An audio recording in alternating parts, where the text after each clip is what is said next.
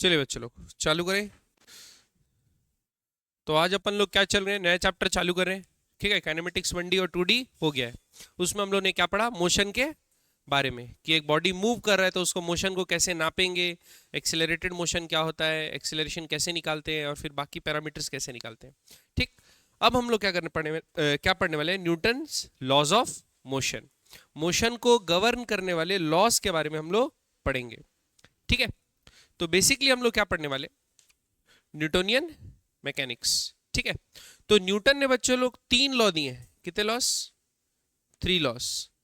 और ये क्या बताता है लॉज, ये लॉ ये बताते हैं कि मोशन हो रहा है तो क्यों हो रहा है, मोशन हो रहा है तो क्यों हो रहा है। काइनेमेटिक्स में हम लोग ये पढ़ते थे कि मोशन हो रहा है तो कितना हो रहा है, डिस्टेंस क्या है, डिस्प्लेसमेंट क्या है, कितना तेज हो रहा है, फास्ट हो रहा है, स्लो हो रहा है, क्या इंक्रीजिंग रेट में स्पीड बढ़ रही है, क्या स्पीड डिक्रीज हो रही है। बस ये हम लोग नापते थे, कितना मूव करेगा, मोशन को नापते थे। मोशन का कारण हम लोग जानते नहीं थे। ठीक है, तो न्यूटन ने 3 लॉ दिए हैं, फर्स्ट लॉ, सेकंड लॉ और थर्ड लॉ। और उसके अकॉर्डिंग हम लोग क्या कर सकते हैं, मोशन का कारण जान सकते हैं। कि अगर कोई ऑब्जेक्ट ऐसा मूव कर रहा है कि कोई सर्कुलर मोशन कर रहा है तो क्यों कर रहा है, कोई रेक्टिलिनियर मोशन कर रहा है तो क्यों कर रहा है, कोई पैराबोलिक मोशन कर रहा है, पाथ ट्रेजेक्टरी जिसकी पैराबोलिक है वो क्यों है, ये सब हम लोग क्या करेंगे, इसमें जानेंगे, मोशन का कारण।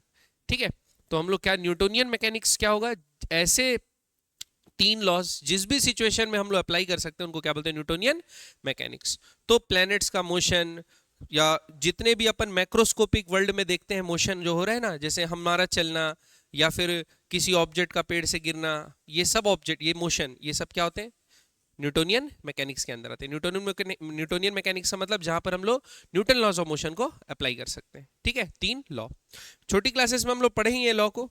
अभी आज क्या करेंगे, पहली क्लास में ये सब जो पुरानी चीजें पढ़े एक बार रिफ्रेश करेंगे, और उसके बाद आगे बढ़ेंगे फ्री बॉडी डायग्राम से। ठीक है, तो चलिए पहला लिखिए, कॉन्सेप्ट ऑफ फोर्स।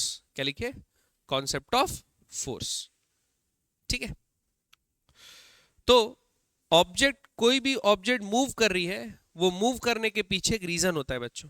ठीक है, और वो रीजन होता है किसका, फोर्स का। ठीक, तो न्यूटन के जो 3 लॉ है ना, वो बहुत जबरदस्त है। वो क्या करते हैं, ग्रेजुअली फोर्स के बारे में सारी चीजें बताते हैं। जैसे जो फर्स्ट लॉ होगा ना, वहां से हमको डेफिनेशन मिलेगी फोर्स की, कि फोर्स है क्या चीज। पहले लॉ से क्या मिलेगी बच्चों, डेफिनेशन, मतलब फोर्स क्या है उस चीज को एक्सप्लेन करेंगे। दूसरे लॉ से हम लोगों को क्या मिलेगी, क्वांटिटी मिलेगी। फोर्स की क्या मिलेगी, क्वांटिटी, कि इतना मोशन हो रहा है तो कितना फोर्स लग रहा होगा। आ रही बात समझ में। और तीसरे जो फोर्स है ना, तीसरा जो टाइप है, उससे हम लोगों को क्या पता चलेगा, नेचर। क्या पता चलेगा, फोर्स का नेचर। तीसरा लो जो है ने कैरेक्टरिस्टिक, कैसे कि फोर्स लगता कैसे है और कैसे एक्ट करता है बॉडी में, और उससे क्या क्या इफेक्ट्स होते हैं, ये सब हम लोग क्या में पढ़ेंगे, तीसरे लॉ में। ठीक है, तो 3 जो लॉज हैं वो पूरे तरीके से हम लोग किसको डिफाइन करेंगे, हम लोग फोर्स को। क्या को डिफाइन करेंगे, फोर्स। अब फोर्स क्या चीज है, ठीक है, तो फोर्स ऐसी चीज है बच्चों जो ये बताती है कि अगर आपको इनमें से 3-4 चीजें दिख रही ऑब्जेक्ट में होते हुए या किसी चीज में होते हुए, तो उसका जो रीजन है या कारण है वो क्या है, फोर्स है। ठीक, फॉर एग्जाम्पल सपोज आप क्या देखें, एक ऑब्जेक्ट एक पर्टिकुलर स्पीड पे चल रहा है। क्या पे चल रहा है, एक पर्टिकुलर स्पीड पे चल रहा है, अचानक से उसकी स्पीड बढ़ रही है। फॉर एग्जाम्पल अगर मैं एक पेन लिया अभी रेस्ट पे, और अगर पेन को क्या कर दिया, ड्रॉप कर दिया, तो जब तक ये जमीन से नहीं टकरा जाता इसकी स्पीड बढ़ेगी बढ़ेगी बढ़ेगी बढ़ेगी बढ़ेगी बढ़ेगी। तो इसकी स्पीड बढ़ने का कारण क्या है, फोर्स। तो स्पीड जब भी चेंज हो रही है तो इसका कारण क्या होता है, फोर्स। इसमें कोई ना कोई क्या लगा रहा है बच्चों, फोर्स लगा रहा है। ऐसे ये जमीन से टकराया और टकरा के रुक गया, जमीन से टकराया और टकरा के रुक गया, तो ये मोशन पे था, और अचानक से इसका स्टेट ऑफ मोशन चेंज हो गया, ये रेस्ट पे आ गया। क्या पे आ गया, रेस्ट पे। क्यों आया, क्योंकि जमीन पे इस पे क्या लगाई होगी, फोर्स। ठीक है, तो अगर आपका स्टेट चेंज हो रहा है, क्या चेंज हो रहा है बच्चों, स्टेट, तो भी हम लोग बोलते हैं ये किसका कारण है, फोर्स का। फोर्स के कारण स्टेट चेंज हो रहा है। ठीक, एक ऑब्जेक्ट पर्टिकुलर एक डायरेक्शन में मूव कर रहा था, सडनली उसका क्या चेंज हो जाए, डायरेक्शन। ठीक है, जैसे आप क्रिकेट अभी देख रहे हो, वर्ल्ड कप चल रहा है, तो अभी क्या हो रहा है, सपोज बैट्समैन बैट रखा है, बॉल जिस डायरेक्शन में आ रही है बैट से टकरा के उसका डायरेक्शन क्या हो जा रहा है, बदल जा रहा है। ठीक है ना, एज एज चेक करते हैं स्नीकों से, तो बॉल का देखोगे हल्का सा डायरेक्शन डिविएट हो जाता है। क्यों डिविएट हुआ, क्योंकि बैट ने बॉल के ऊपर क्या लगाया, फोर्स लगाया। आ रही बात समझ में? तो अगर आपका डायरेक्शन चेंज हो तो भी हम लोग क्या बोलते हैं कि ये एक फोर्स का क्या है, इफेक्ट है। ठीक है, तो वैसे ही change of speed, change of state, change of direction, change of shape, क्या हो सकता है, change of shape. For example suppose अगर आप आटा देखते हैं, आटा घर में गूंथते हैं, आटा गूंथते हैं, उसको आप कंप्रेस से दबा दिए, स्क्वीज कर दिए, तो उसका शेप क्या जाता है, चेंज। क्यों हुआ, फोर्स के कारण। क्या हुआ, फोर्स के कारण। एक स्प्रिंग को लेके आप कंप्रेस किए या स्ट्रेच किए तो उसका शेप क्या जाता है, चेंज। क्यों चेंज हुआ, क्योंकि आपने फोर्स अप्लाई किया। अपने आप रखे रखे चेंज नहीं होगा, तो अपन ये बोल सकते हैं चेंज ऑफ शेप। ठीक है, तो ये सारी चीजें अगर हम लोग को दिख रही हैं, क्या दिख रही हैं, कि ये सब चेंजेस किसी ऑब्जेक्ट में आए तो इसका कारण क्या होता है, फोर्स। हरी बस समझे। फिर हम लोग कॉन्सेप्ट या लॉ लगा के, न्यूटन के लॉ, वो फोर्स का मैग्नीट्यूड और बाकी चीजें निकालने की कोशिश करते हैं। क्लियर है बात? ठीक है, तो देख लीजिए इफेक्ट्स ऑफ फोर्स। क्या देख लीजिए बच्चों, इफेक्ट ऑफ फोर्स।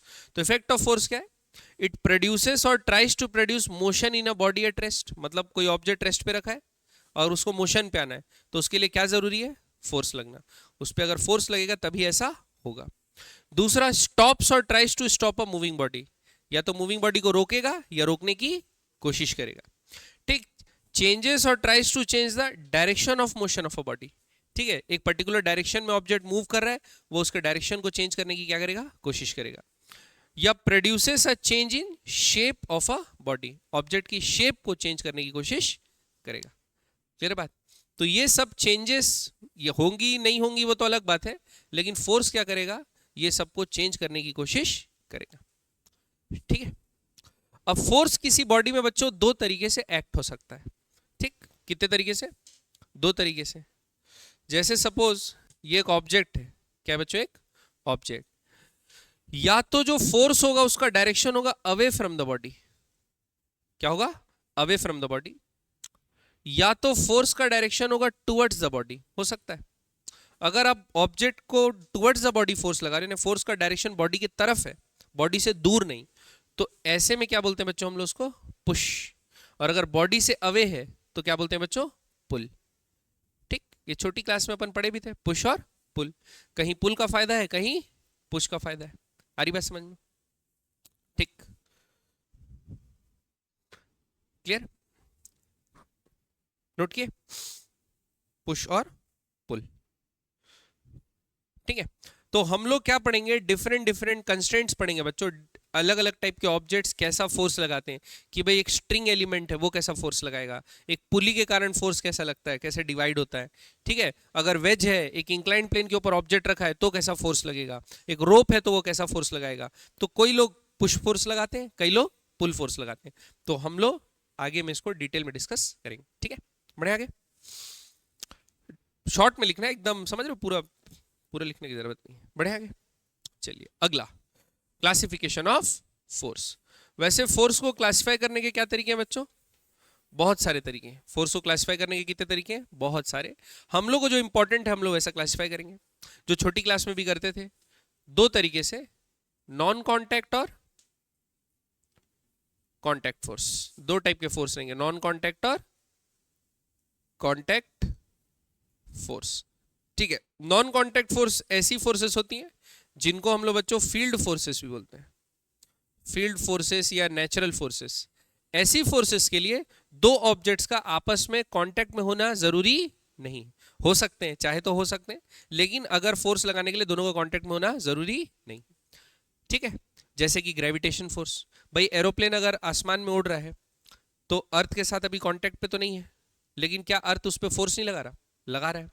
ठीक, अब जैसे मून है, मून किसके चक्कर काट रहा है, अर्थ के चक्कर काट रहा है, तो अर्थ मून के ऊपर कुछ फोर्स लगा रहा होगा। ठीक, लेकिन क्या कोई धागा बंधा हुआ है यहां से वहां तक, या कोई रस्सी है, नहीं है, कोई भी कांटेक्ट, डायरेक्ट कांटेक्ट है नहीं। फिर भी अर्थ क्या कर रहा है, मून को अपनी तरफ पुल कर रहा है। हरी बात समझ में? तो ये हम लोग बोल सकते हैं कि ऐसी फोर्सेस जिसके लिए दो ऑब्जेक्ट्स का कांटेक्ट में होना नेसेसरी नहीं है, होना है तो है लेकिन नेसेसरी नहीं है, तो ऐसे लोग को क्या बोलते हैं बच्चों हम लोग, नॉन कांटेक्ट फोर्स। तो इसमें जो है जितनी भी नेचुरल फोर्सेस होती हैं वो आती हैं। ठीक, कौन कौन सी natural force, gravitation, gravitational force. दूसरा electromagnetic force, electromagnetic magnetic force दो चार्जेस के बीच में होती है या वर्च्यू ऑफ चार्ज के कारण जो फोर्स होती है, ठीक है। तीसरा आपकी weak nuclear force, weak nuclear force दो मॉलिक्यूल्स के बीच में जो होती हैं। और चौथा स्ट्रॉन्ग न्यूक्लियर फोर्स, जो न्यूक्लियस के अंदर न्यूक्लियॉन्स होते हैं बच्चों, न्यूट्रॉन प्रोटॉन, उनके बीच में लगती है स्ट्रॉन्ग न्यूक्लियर फोर्स। तो ये सारी फोर्सेस के लिए बच्चों ऑब्जेक्ट का कांटेक्ट में होना जरूरी नहीं, ठीक है। दूसरी ये टाइप की फोर्सेस होती है बच्चों क्या, कांटेक्ट फोर्सेस, इनके लिए ऑब्जेक्ट का कांटेक्ट में होना दूसरे के साथ जरूरी है। अरे भाई सुन में कांटेक्ट का होना जरूरी है। मैं चाहता हूं कि जमीन मेरे को एक रिएक्शन फोर्स लगाए अपवर्ड, तो उसके लिए मेरा जमीन से कांटेक्ट में होना जरूरी है। अरे भाई समझ में, जमीन से बिना कांटेक्ट के मेरे को जमीन से रिएक्शन फोर्स नहीं मिलेगा। अरे भाई समझ में, मैं चाहता हूं दीवार मेरे ऊपर फोर्स लगाए, तो खड़े खड़े दूर से तो लगाएगी नहीं फूंक के, है ना, तो मेरे को क्या करना पड़ेगा, दीवार को टच करना पड़ेगा। आ रही बात समझ में। तो ऐसी फोर्सेस जिसका दो ऑब्जेक्ट के लिए कांटेक्ट में होना जरूरी है। फ्रिक्शन फोर्स, क्या force, friction force. Friction force के लिए क्या जरूरी है कि जमीन के साथ मैं क्या में रहूं, कांटेक्ट में रहूं, तभी वो मेरे मोशन को क्या करेगी, रिलेटिव मोशन को अपोज करेगी, ठीक है। आप देखे होंगे वो मैंगलेस ट्रेन होती है जिसमें अपन क्या करते हैं, फ्रिक्शन कम करने के लिए ताकि ट्रेन की स्पीड बढ़ सके, इलेक्ट्रोमैग्नेटिक रिपल्शन का इस्तेमाल करते हैं, जिससे क्या होता है ट्रेन जो ट्रैक से थोड़ा ऊपर उठ जाती है और फिर मूव करती है। जब वो ट्रैक के साथ कॉन्टेक्ट में है ही नहीं, तो उस पर जो है रिपल्स जो फ्रिक्शन फोर्स लगती है वो क्या हो जाती है, मिनिमम में लगती ही नहीं है, ठीक है। तो फ्रिक्शन फोर्स लगती नहीं तो उसकी स्पीड बहुत हाई स्पीड तक हम लोग बढ़ा सकते हैं। क्लियर है बात। तो ऐसी फोर्सेस जिसके लिए कांटेक्ट का होना जरूरी है उनको क्या बोलते हैं हम लोग, कांटेक्ट फोर्सेस, ठीक है। इसमें क्या आएगा बच्चों आपका, फ्रिक्शनल फोर्स, है ना, वेज, वेज के साथ कांटेक्ट फोर्स या स्ट्रिंग के साथ कांटेक्ट फोर्स, ये सारी चीजें इसके अंदर आएंगी जिसके लिए कांटेक्ट का होना जरूरी है। बचपन में अपन गाड़ी खींचते थे बच्चों, याद है, ब्लॉक में ऐसा धागा बांध देते थे और खींचते थे। पता नहीं आप लोग नहीं खेलोगे, हम लोग बचपन में वैसे ही खेलते थे, है ना।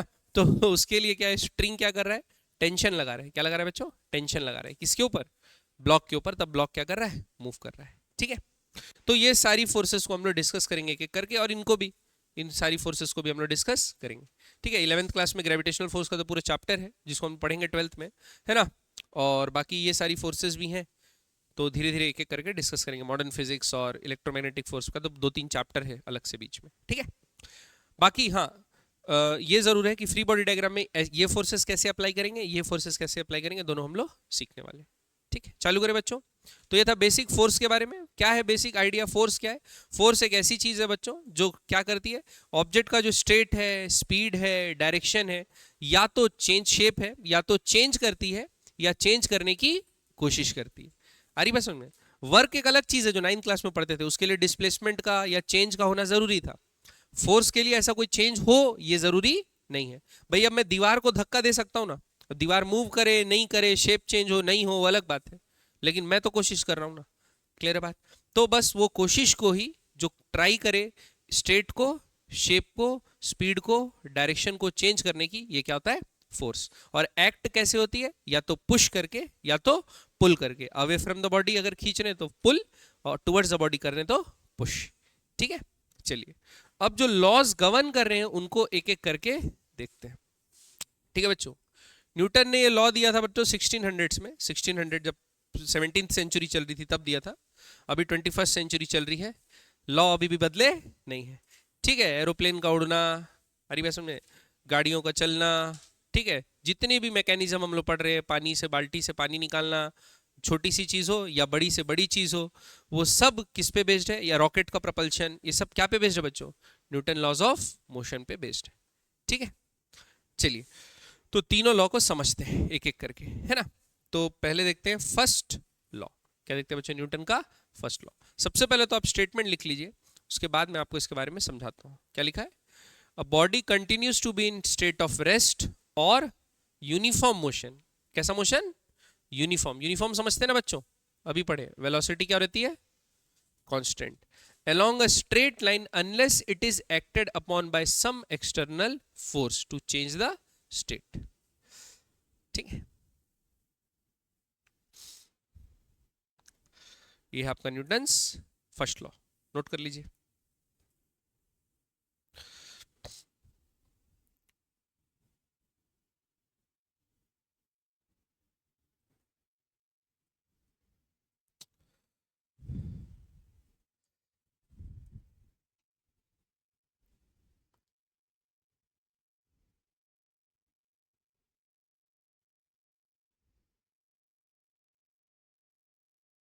लिखे?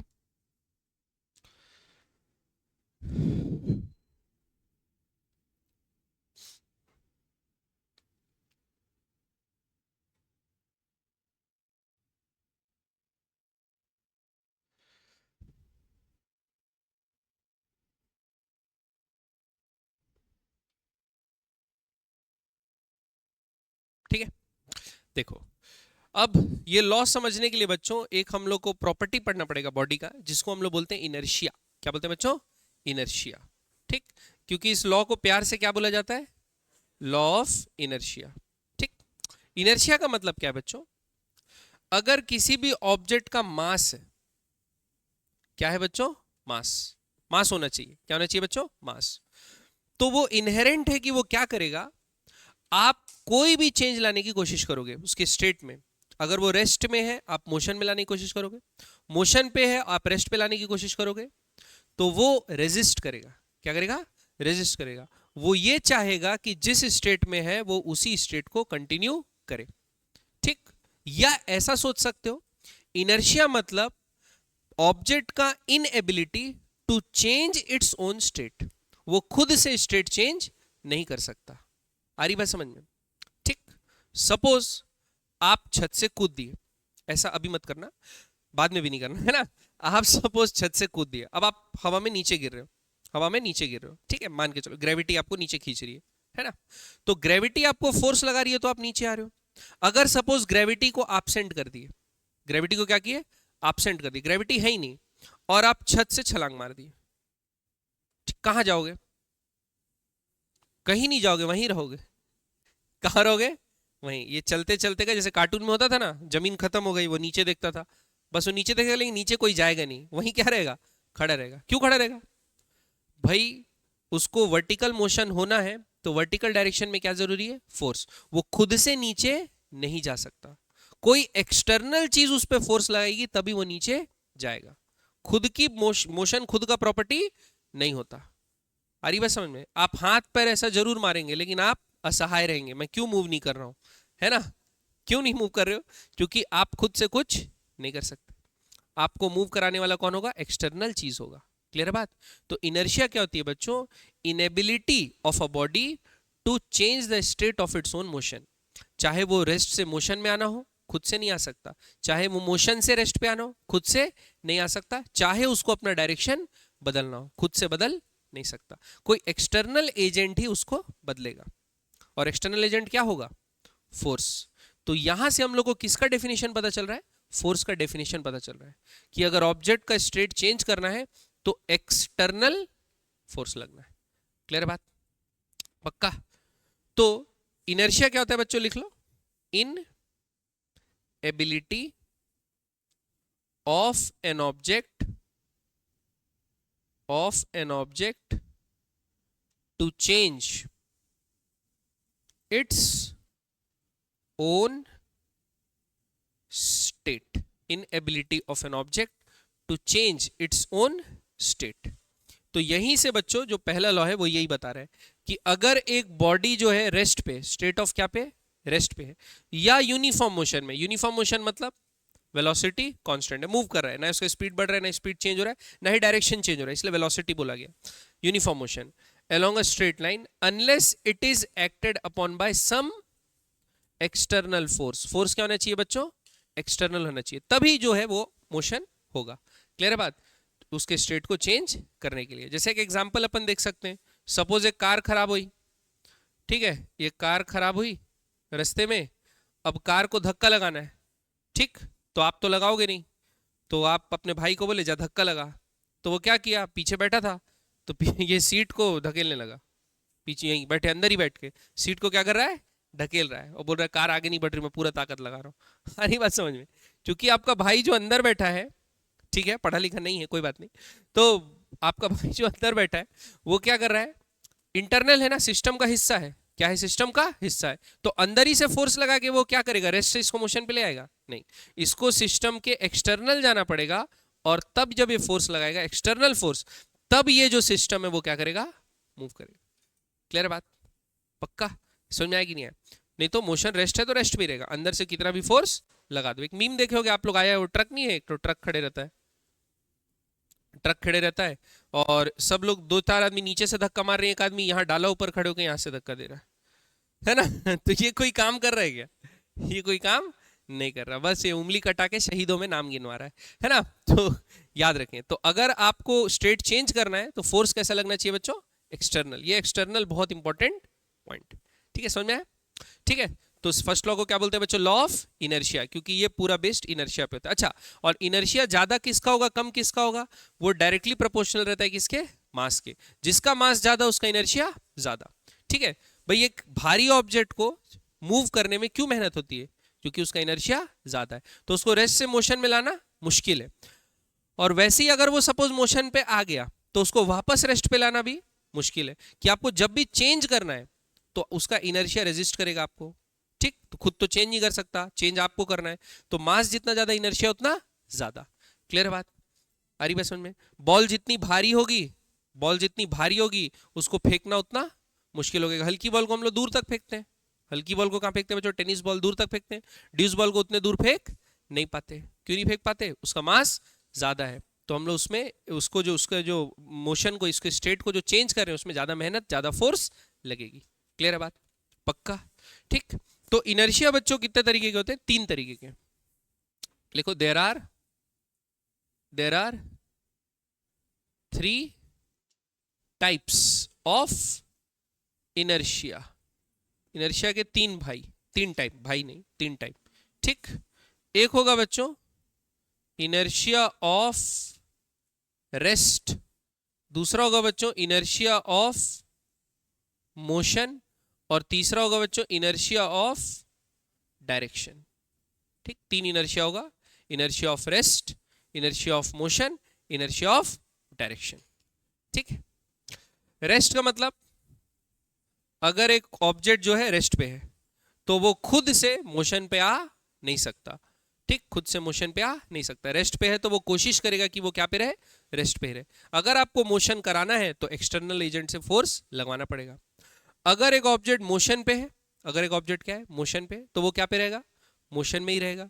अगर उसको आपको रेस्ट पे लाना है तो आपको क्या करना पड़ेगा? फोर्स एक्सटर्नल लगाना पड़ेगा। अगर एक पर्टिकुलर ऑब्जेक्ट मूव कर रहा है, भले आप उसकी स्पीड चेंज नहीं कर रहे, रेस्ट पे नहीं ला रहे, उसका डायरेक्शन चेंज कर रहे हैं। क्या चेंज कर रहे हैं? डायरेक्शन। तो डायरेक्शन चेंज करने के लिए क्या लगाना पड़ेगा बच्चों? फोर्स लगाना पड़ेगा। क्लियर है बात? समझ में आ रही बात? ठीक, तो ये होता है inertia of rest, inertia of motion और इनर्शिया ऑफ डायरेक्शन। इसके एग्जांपल्स देख सकते हैं बच्चों, जो छोटी क्लास में अपन पढ़ते थे। जैसे इनर्शिया ऑफ रेस्ट है तो सबसे फेमस एग्जांपल जो हर बच्चा पढ़ता है, बस वाला, है ना? तो अगर आप बस पे खड़े हैं, बस पे क्या है? खड़े हैं, बस भी रुकी हुई है। ठीक, तो बस रुकी हुई है, आप रुके हुए हैं, ऐसा। अब बस क्या करी? चलना चालू करी। तो बस चलेगी तो बस का फ्लोर जो है वो आगे बढ़ेगा, और आपका फ्लोर जुड़ा हुआ है किससे? बस से। तो आपका पैर कहाँ जाएगा? आगे। लेकिन आपका जो अपर बॉडी है वो कहाँ पे रहना चाहता है अभी भी? रेस्ट पे। जब तक उस पर फोर्स नहीं लगेगा तब तक वो आगे बढ़ेगा नहीं। तो आपको कहाँ लगता है? पीछे क्या लगता है? जर्क। पैर आगे, मुंडी पीछे। ठीक, वैसे ही जब चलती हुई बस रुक जाती है तो बस के साथ साथ आपका पैर क्या पे आ जाता है? रेस्ट पे। लेकिन अपर बॉडी क्या करना चाहती है? मोशन करना चाहती है। तो आप क्या बन जाते हैं? Michael Jackson. ठीक है, तो आप क्या करेंगे? आगे लीन करेंगे, अपर बॉडी आगे जाएगी, लोअर बॉडी रुक जाएगी। ठीक, या चलती बस से कूद के सुपर हीरो लैंडिंग करना चाहते हैं आप, है ना? बस चल रही है, बस क्या है? चल रही है, तो आपकी बॉडी मोशन में है कि नहीं? मोशन में। अब जैसे ही आप कूदे, जैसे ही आप क्या करें? कूदे, आपका पैर जमीन से चिपक गया, लेकिन बॉडी कहाँ जा रही है? आगे। बॉडी कहाँ जा रही है? आगे। इसलिए बस से कूदने का तरीका क्या है? पहला तो कूदना ही नहीं है ना? और दूसरा तरीका क्या है कि बस से कूद रहे हो तो कूदने के बाद दौड़ते रहो, फिर बस को धीरे से छोड़ो। क्लियर है बात? नहीं, बाकी कूदना ही नहीं है। पहला दिक्कत तो बस से कूदना ही क्यों है ना? बस रुक जाए उसके बाद कूदो। लेकिन अगर आपको बहुत जोर से आया है कूदना तो आप क्या करोगे? बस के साथ पहले चलोगे थोड़े देर और फिर आप क्या करोगे? बस को छोड़ देना। ठीक है, फिर धीरे से रेस्ट पे आ जाना, बढ़िया हो जाएगा। नहीं तो फिर 2-3 रोल करके ऐसा गिरोगे। चलिए, तो ये क्या होता है बच्चों? Inertia of motion. ठीक, इनर्शिया ऑफ डायरेक्शन सेम है। जब गाड़ी मुड़ती मुड़ती है बच्चों तो हम लोग जिस डायरेक्शन में जा रहे हैं उसी डायरेक्शन में जाना चाहते हैं। हम तो सीधा जाना चाह रहे हैं, गाड़ी लेकिन इधर मुड़ गई, तो हम लोग कहाँ फेंकाते हैं? हम लोग ऐसे बाहर आउटवर्ड, जिधर मुड़ रही है रेडियली आउटवर्ड क्या करते हैं बच्चों?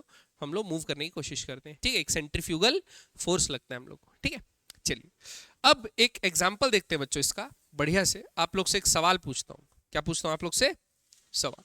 सपोज ये ऑब्जेक्ट, ठीक, ये ऑब्जेक्ट जो है ऐसा सीलिंग, एक सीलिंग मतलब छत, और एक स्ट्रिंग जुड़ा हुआ है जो इस ऑब्जेक्ट को होल्ड करके रखा है। वो कहां से कहां जुड़ा है? सीलिंग से इस ऑब्जेक्ट तक। ये स्ट्रिंग ए और ये है स्ट्रिंग बी। एक स्ट्रिंग ए है, एक स्ट्रिंग बी है। आप क्या करे हो? आप पकड़ के रखे हो स्ट्रिंग बी को, ठीक? आप स्ट्रिंग किसको पढ़े हो? बी को। बताओ, आप अगर झटके से खींचते हो, आप अगर क्या करते हो बच्चों? झटके से खींचते हो। झटके मतलब रैपिडली, तुरंत खींच देना। हाँ, पकड़े हो बी को और तुरंत खींच दोगे, तो ये वाली स्ट्रिंग टूटेगी कि बी वाली स्ट्रिंग टूटेगी? ए वाले हाथ उठाओ भाई, पकड़ के खींच दिए। ये स्ट्रिंग टूटेगी कि ये स्ट्रिंग टूटेगी? दोनों टूटेगी। क्या होगा भाई? हाँ, क्या बोल रहे हो? ए टूटेगी। क्या बोल रहे हो? झटके से इसको खींच दिए, क्या टूटेगी? वाह, अच्छा। अब क्या कर रहे हो आप? धीरे से ग्रेजुअली फोर्स बढ़ा रहे हो। क्या कर रहे हो बच्चों? ग्रेजुअली, धीरे से। एक बार झटके से खींच दिया, सडन फोर्स। एक बार ग्रेजुअली फोर्स बढ़ा रहे हो, तब कौन टूटेगा? तब ए टूटेगा। सब में ए ही टूटेगा, बी टूटेगा नहीं। तब बी टूटेगा। देखो बच्चों, आप सपोज सडन फोर्स लगाए। क्या लगाए बच्चों? Sudden force. तो आप फोर्स किस पे लगा रहे हो? बी पे लगा रहे हो। तो due to inertia of rest इसको पता ही नहीं चलेगा। इसको पता चलेगा ही नहीं, ना इसको पता चलेगा। भाई ये रेस्ट पे है तो रेस्ट पे ही रहना चाहेगा। आपने फोर्स कैसा लगाया है? सडन। आपने फोर्स कैसा लगाया है? सडन। तो फोर्स को ट्रांसमिट होने का मौका मिलेगा ही नहीं। ये रेस्ट का रेस्ट पे रहेगा, इसको कुछ पता नहीं चलेगा। और झटके से खींचेंगे तो ये बी स्ट्रिंग क्या होगी? टूट जाएगी। आ रही बात समझ में? लेकिन आप स्लोली फोर्स बढ़ा रहे हैं तो फोर्स को टाइम मिलेगा ट्रांसमिट होने का, ठीक? तो आप अगर ग्रेजुअली फोर्स लगा रहे हैं, तेजी धीरे धीरे फोर्स बढ़ा रहे हैं, तो वो फोर्स ट्रांसमिट होगा और ए को भी पता लगेगा कि अभी 1 किलो लगा, अभी 2 किलो लगा, अभी 3 किलो लगा।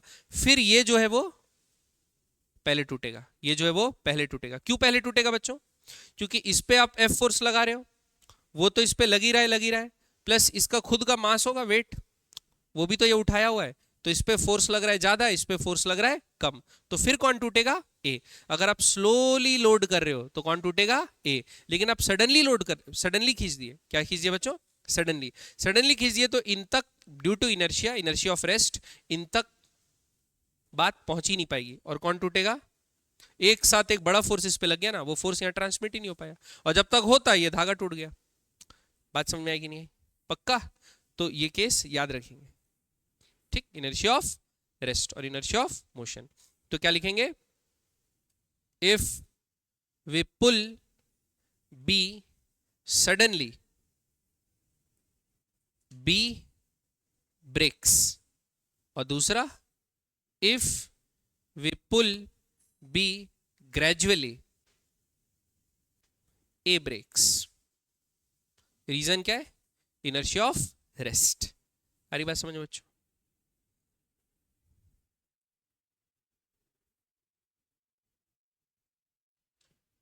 समझ में आया? पक्का? तो इसको क्या बोलते हैं बच्चों? इनर्शिया। क्या बोलते हैं? इनर्शिया। इनर्शिया मतलब खुद से ऑब्जेक्ट कुछ चीज चेंज। अब ये कुर्सी यहां रखी हुई है भाई, अब ये एंड तक रखे रहेगी यहीं, जब तक कोई इस पे फोर्स नहीं लगा देता, कोई ढकेल नहीं देता। एक्सटर्नल। क्या? एक्सटर्नल। खुद ही ये चाहेगी मैं चलने लगूं तो होगा। लेकिन इंसान तो खुद से चल सकते ना बच्चों।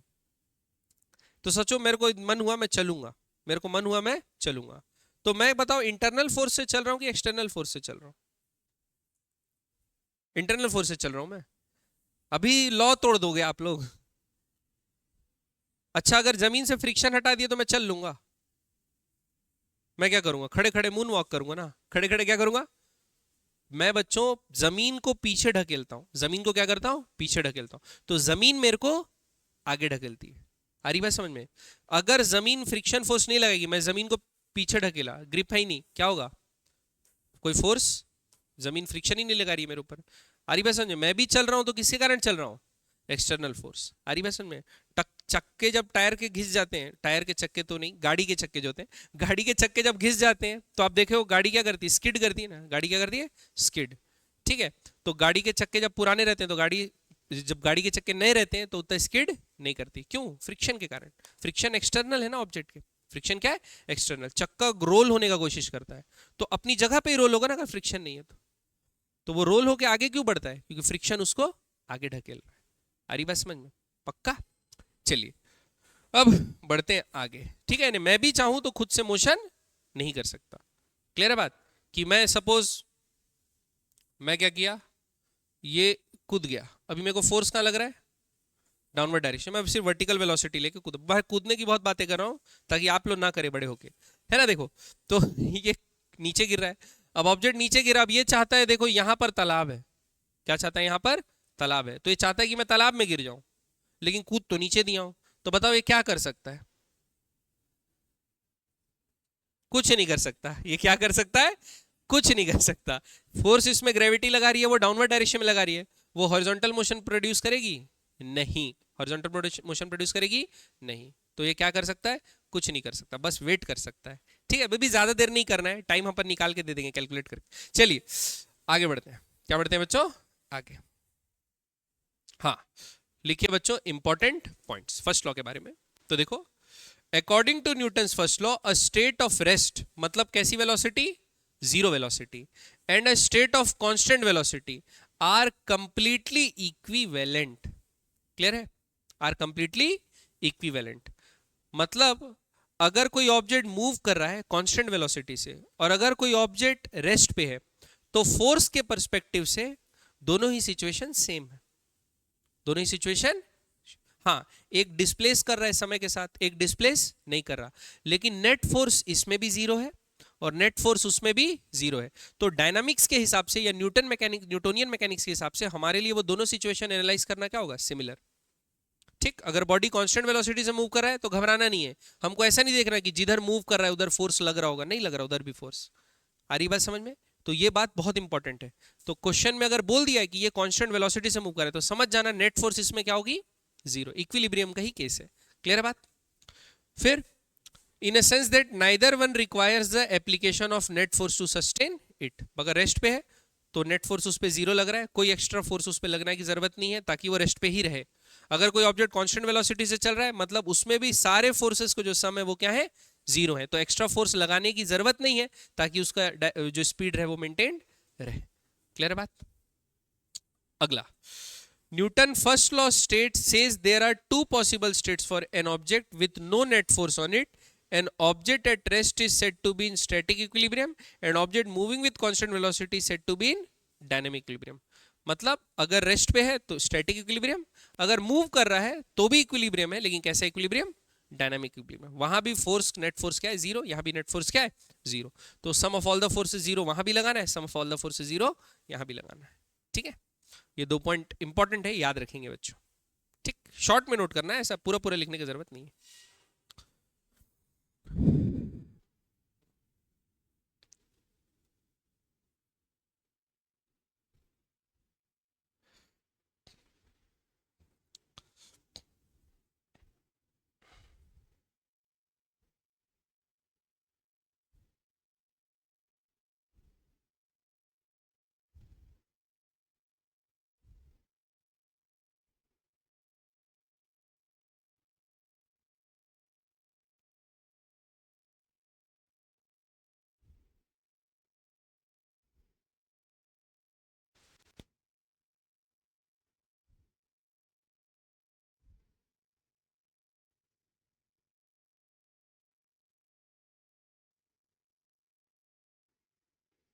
बढ़े?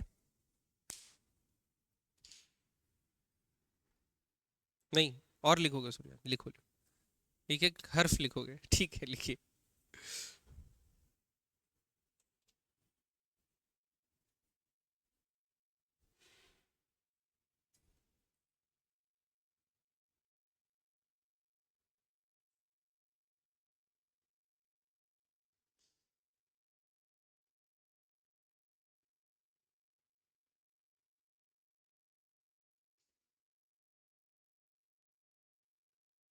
31 पे 3। चलिए आगे बढ़े। मैच इंपॉर्टेंट बंद करेंगे, छोड़ो, आगे बढ़ते हैं ना। चलिए अगला लिखिए बच्चों, इनर्शियल फ्रेम ऑफ रेफरेंस। ठीक है, तो बच्चों फ्रेम ऑफ रेफरेंस हम लोग पढ़े थे कब? मोशन में। कब पढ़े थे बच्चों? मोशन में। फ्रेम ऑफ रेफरेंस क्या था? ऑब्जेक्ट की जो भी पोजीशन होगी या चेंज इन पोजीशन होगी, जो भी चीज होगी, हम लोग हमेशा क्या के हिसाब से नापते थे? एक फ्रेम ऑफ रेफरेंस। और वहां मैं बताया था कि जो फ्रेम ऑफ रेफरेंस है वो जरूरी नहीं कि रेस्ट पे हो, ग्राउंड को भी ले सकते हो, एक चलता हुआ कार है, कार को भी ले सकते हो, या आप जो चाहे उसको आप फ्रेम ऑफ रेफरेंस मान सकते हो। क्लियर बात? अब फ्रेम जो होते हैं वो दो टाइप के होते हैं बच्चों, एक इनर्शियल और एक नॉन इनर्शियल। इनर्शिया के कारण क्या आता है बच्चों? फोर्स, ये सब चीजें आती है, फोर्स या लॉज ऑफ मोशन लगा सकते हैं, है कि नहीं? तो इनर्शियल का मतलब ये होगा, अगर आप न्यूटन के तीनों लॉ या न्यूटोनियन मैकेनिक्स जिस फ्रेम में आप अप्लाई कर सकते हैं, ऐसे फ्रेम को क्या बोलेंगे? Inertial frame of reference. मतलब जहां आप नेट फोर्स बराबर मास इनटू एक्सीलरेशन अभी पढ़ने वाले हैं, वो चीज अप्लाई कर सकते हैं न्यूटन के लॉ, तो वो कौन सी लॉ होगी? Inertial frame. इनर्शियल फ्रेम जिसमें लॉ एप्लीकेबल होते हैं। और ऐसे भी फ्रेम होते हैं बच्चों जिसमें लॉ एप्लीकेबल नहीं होते। लॉ एप्लीकेबल नहीं होते, जैसे कि समझाने के लिए बता रहा हूं। आप क्या इमेजिन करोगे? सपोज आप ये सोचोगे, देखो मैं जमीन पे खड़ा हूं, ठीक, अर्थ है, और मैं कॉइन लिया। क्या लिया बच्चों? कॉइन। कॉइन को जेब से निकाला और कॉइन को छोड़ दिया। मैं वहीं रहूंगा, कॉइन कहां जाएगा? नीचे। कॉइन कहां जाएगा? नीचे। ठीक, क्लियर बात? चूंकि आप अपने आप को फ्रेम माने, आप रेस्ट पे हो, आप अपने आप को फ्रेम माने, और कॉइन जो है उसका मोशन आप नाप रहे हो, तो आप एक्सपेक्टेड था, इसमें क्या लग रहा है? फोर्स ऑफ ग्रेविटी लग रहा है। फोर्स ऑफ ग्रेविटी इसको नीचे खड़ेगा, नीचे खींचेगा, ये कहां गिर जाएगा? नीचे। ठीक, बढ़िया, सब चीज काम कर रहा है, न्यूटन मैकेनिक्स काम कर रहा है। अब क्या कर दे, आप एक लिफ्ट के अंदर है। किसके अंदर है बच्चों? लिफ्ट के अंदर। ठीक, और लिफ्ट का जो स्ट्रिंग था, जो लिफ्ट को कैरी करता है बच्चों, वो क्या हो गया? टूट गया। क्या हो गया बच्चों? क्या कर रही है? असली में थोड़ी टूटा है ना अन्या देव, टूट गया। मैं खाली मरने मारने की बातें नहीं कर रहा हूं बच्चों, मैं ठीक है बस पढ़ा रहा हूं। हाँ, तो सपोज, हाँ, अब अंदर आप खड़े हो। अंदर कौन खड़ा है बच्चों? आप खड़े हो। ठीक है, अंदर आप खड़े हो। अब आपको नहीं पता है कि स्ट्रिंग टूट चुका है। लिफ्ट के अंदर हो, सब बंदे, खिड़की दरवाजा तो है नहीं, आपको पता ही नहीं कि लिफ्ट टूट चुकी है। आप सोचे कि मैं जेब से एक सिक्का निकालता हूं और उसको छोड़ता हूं, तो वो कहां गिरेगा? जमीन पे गिरता है। ठीक, अब आपने जेब से सिक्का निकाला ऐसे करके और छोड़ दिया। क्या किया बच्चों? छोड़ दिया। सिक्का वहीं पर है। सिक्का कहां है? वहीं पर है। नीचे आ रहा है क्या? नहीं। अब ये सबको एक बाहर से खड़ा हुआ आदमी देख रहा है, ग्राउंड से खड़े होकर, बस ग्राउंड से खड़े होकर एक आदमी देख रहा है कि एक आदमी गिर रहा है नीचे। एक आदमी क्या कर रहा है? ग्रेविटी के अंदर गिर रहा है, और गिरते ही गिरते जेब से सिक्का निकाल गया है। तो सिक्का जो निकाले है बच्चों, उसको भी सेम एक्सेलरेशन लग रहा है, आपको भी सेम एक्सेलरेशन लग रहा है, तो दोनों साथ साथ नीचे आ रहे हो। बाजू वाले को दिख रहा है सिक्का और आप साथ साथ नीचे गिर रहे हो। बात समझ आ रही है? सपोज आप सूटकेस पकड़ के कूदे हो और सूटकेस को ऐसे छोड़ दिए, तो सूटकेस और आप साथ में आओगे ना, कि सूटकेस पहले जाएगा, आप बाद में आओगे? ठीक है, साथ साथ में आओगे ना। आपको तो पता नहीं कि आप गिर रहे हो, तो आपको क्या लगेगा? न्यूटन के लॉ काम नहीं कर रहे हैं। आपको क्या लगेगा? न्यूटन के लॉ काम नहीं कर रहे। मैं इसको निकाला सिक्के को, सिक्के को लगना चाहिए था ग्रेविटेशनल फोर्स, तो सिक्के को जाना चाहिए था नीचे। सिक्का नीचे क्यों नहीं जा रहा है? आ रही बात समझ में? तो ये जो फ्रेम होगा लिफ्ट का फ्रेम, किसका फ्रेम बच्चों? लिफ्ट का फ्रेम आपके लिए क्या हो जाएगा?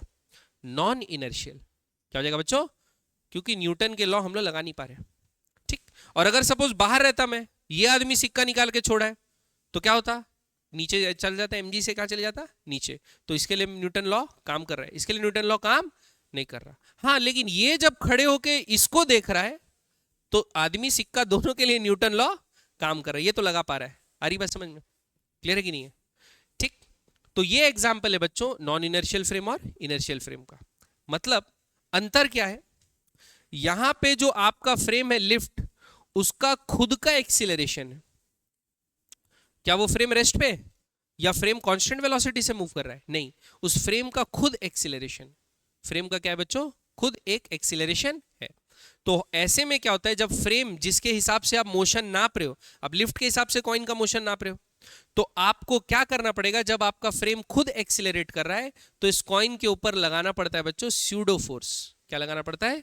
Pseudo force. इसको डिटेल में आगे डिस्कस करेंगे। स्यूडो फोर्स लगाने के बाद आप इसमें फिर मैकेनिक्स के लॉ या सेकंड लॉ, थर्ड लॉ, ये सब लगा सकते हो। बात समझ में आ रही कि नहीं आ रही? ठीक, नहीं तो न्यूटन के जो जैसे नॉर्मल लॉ होते हैं, भाई किसी चीज के साथ ये कांटेक्ट पे नहीं है, कॉइन को मैं छोड़ दिया हो तो फिर नॉन कांटेक्ट फोर्स सिर्फ ग्रेविटी लगनी चाहिए, तो ये नीचे जाना चाहिए। तो बाहर वाला तो देख रहा है हाँ कॉइन भी नीचे जा रहा है, लेकिन आपको थोड़ी पता चल रहा है लिफ्ट के जो अंदर हो, क्योंकि आप खुद एक्सेलरेट कर रहे हो, आपका फ्रेम जो है खुद एक्सेलरेट कर रहा है। बात समझ में आएगी नहीं? तो अगर कोई फ्रेम जिसका एक्सेलरेशन जीरो हो, एक्सेलरेशन क्या हो? जीरो, भले वो मूव करे तो करे वेलोसिटी से, लेकिन कांस्टेंट वेलोसिटी से, तो एक्सेलरेशन जीरो है तो उसको क्या बोलेंगे? Inertial frame. और अगर एक्सेलरेशन जीरो नहीं है तो वो क्या हो जाएगा बच्चों? Non inertial frame. तो उसको सॉल्व करने के लिए हमारे को क्या लगाना पड़ेगा? Pseudo force. वो बात की बात है, वो बाद में पढ़ेंगे। अभी हम लोग जितने भी प्रॉब्लम सॉल्व करने वाले हैं वो किस पे सॉल्व करने वाले हैं? Inertial frame. तो इनर्शियल फ्रेम का मतलब समझे आप लोग? तो इनर्शियल फ्रेम लिख लीजिए, a frame in which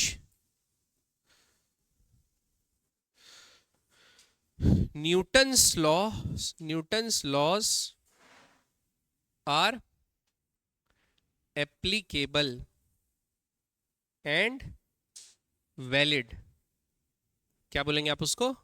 inertial frame. ऐसा फ्रेम जिसमें न्यूटन लॉ एप्लीकेबल है और वैलिड है। ऐसा कब होता है? जब एक्सीलरेशन ऑफ फ्रेम क्या हो? जीरो। भाई फ्रेम मूव कर सकता है, फ्रेम मूव कर सकता है, लेकिन कैसे मूव करना है? अगर मूव कर भी रहा है तो कांस्टेंट वेलोसिटी से। इसमें दोनों चीज आ गए, ना ही डायरेक्शन चेंज होना है, ना ही स्पीड का मैग्नीट्यूड। क्लियर बात? पक्का? ठीक। तो ये ऐसे ही एग्जांपल बच्चों हम लोग लिफ्ट में भी देखेंगे। जैसे वेट मशीन रख दियो, लिफ्ट में क्या रख दियो बच्चों? Weight machine. वेट मशीन क्या नापता है? कितना रिएक्शन आप लगा रहे हो जमीन पे, यही नापता है।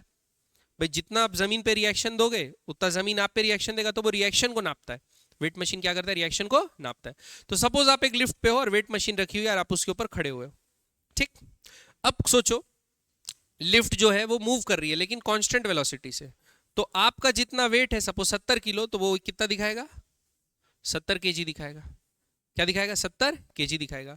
अगर लिफ्ट एक्सीलरेट कर रही होगी, अपवर्ड एक्सीलरेट कर रही है, तो अपवर्ड डायरेक्शन में उसका क्या बच्चों? एक्सीलरेशन, मतलब अपवर्ड डायरेक्शन में उसका वेलोसिटी बढ़ रहा है, ठीक, कांस्टेंट नहीं है, बढ़ते जा रहा है। तो आपका वेट 70 से ज्यादा दिखाएगा, आपका वेट 70 से ज्यादा दिखाएगा। और अगर आपका लिफ्ट जो है वो डाउनवर्ड एक्सीलरेट कर रहा है तो आपका वेट 70 से कम दिखाएगा। और अगर आपका लिफ्ट जो है एक्सेलरेशन ड्यू टू ग्रेविटी जितना है उतने से ही डाउनवर्ड एक्सेलरेट कर रहा है, तो आपका वेट कितना दिखाएगा? जीरो। आपका वेट कितना दिखाएगा? जीरो। ठीक है, तो ये सब क्यों दिखाता है, ऐसा क्यों होता है, स्यूडो फोर्स का कैसे अप्लाई करते हैं, ये सब हम लोग आगे पढ़ने वाले हैं। अभी हमारे को क्या काम है? बस इनर्शियल फ्रेम से, ऐसा फ्रेम जिसका एक्सेलरेशन क्या होगा? जीरो। ठीक है, बढ़े आगे। नेक्स्ट अगला चीज लिखिए बच्चों, Newton's second law of motion. क्या लिखे? Newton's second law of motion. ठीक है, अब तो दूसरा लॉ क्या बोलता है बच्चों? पहला लॉ क्या बताता है? परिचय कराता है हमारा फोर्स से कि फोर्स है क्या, फोर्स का डेफिनेशन। दूसरा लॉ फोर्स को क्वांटिफाई करता है। क्वांटिफाई मतलब कितना है फोर्स, कितना लग रहा है। ठीक है, तो ये पढ़ने के लिए बच्चों हम लोग को एक टर्म पढ़ना पड़ेगा जिसको बोलते हैं मोमेंटम। क्या बोलते हैं? मोमेंटम। ठीक, मोमेंटम बच्चों क्या है? Simply it is quantity of motion. क्या है? Quantity of motion. मोमेंटम क्या है बच्चों? Quantity of motion. ठीक, और इसको डिफाइन कैसे करते हैं? पी से। कैसे डिफाइन करते हैं बच्चों? पी से डिनोट करते हैं, डिफाइन नहीं, पी से डिनोट करते हैं। और इसका फॉर्मूला होता है product of mass and velocity. Mass एक स्केलर है, आप एक स्केलर को वेक्टर में मल्टीप्लाई करते हैं तो आपको वेक्टर ही मिलता है। तो मोमेंटम भी क्या होगा बच्चों? एक वेक्टर क्वांटिटी। मोमेंटम क्या होगा? Vector quantity. और इसका डायरेक्शन क्या होगा? जो वेलोसिटी का डायरेक्शन है वही। ठीक, तो मोमेंटम क्या? It is quantity of motion. Momentum क्या है? क्वांटिटी या मेजर ऑफ मोशन, कि हाउ मच मोशन, तो वो मास इनटू वेलोसिटी से पता चलता है। और ये क्या क्वांटिटी बच्चों? वेक्टर। ठीक, इसका यूनिट क्या होगा? केजी मीटर पर सेकेंड। क्लियर? ठीक, तो मोमेंटम क्यों जरूरी है ये मैं थोड़ा सा समझाता हूं। ठीक, सपोज एक आइडिया लेते हैं। सपोज एक ट्रक है। क्या है बच्चों? एक ट्रक है और एक साइकिल। एक ट्रक है बच्चों और एक क्या है? साइकिल। ठीक, ये भी 10 मीटर पर सेकेंड से चल रही है और ये भी 10 मीटर पर सेकेंड से चल रही है। दोनों 10 मीटर पर सेकेंड से चल रही है। ठीक, आप किसको रोकना पसंद करेंगे? साइकिल को। आप किसको रोकना पसंद करेंगे? साइकिल को। क्योंकि आपको पता है इसका मास कम है तो इसका जो मोशन का क्वांटिटी है वो कम है, और मोशन को चेंज करने के लिए ही क्या लगाना पड़ता है? फोर्स। ठीक, तो इसका मोशन का जो क्वांटिटी है वो मास पे तो डिपेंड करे, क्योंकि वेलोसिटी पे खाली डिपेंड करता तो मैं दोनों को रोकने के लिए सेम फोर्स लगती। लेकिन इसका जो क्वांटिटी ऑफ मोशन है ये कम है, इसका क्वांटिटी ऑफ मोशन ज्यादा है। आ रही बात समझ में? क्योंकि इसका मास कम है, इसका मास ज्यादा है। बात समझ में आएगी नहीं? इसका मास कम है, उसका मास ज्यादा है। क्लियर है? अब क्वांटिटी ऑफ मोशन इसका ज्यादा रहेगा तो आप जब इसको रोकेंगे तो ये आपको फोर्स भी क्या लगाना पड़ेगा? ज्यादा। और बाय थर्ड लॉ जो आगे पढ़ने वाले हैं, जितना फोर्स आप इस पे लगाएंगे उतना ही फोर्स ही आप पे लगाएगा, तो आपके चपने के चांस ज्यादा है। लेकिन साइकिल का मास कम है, साइकिल का मास कम है।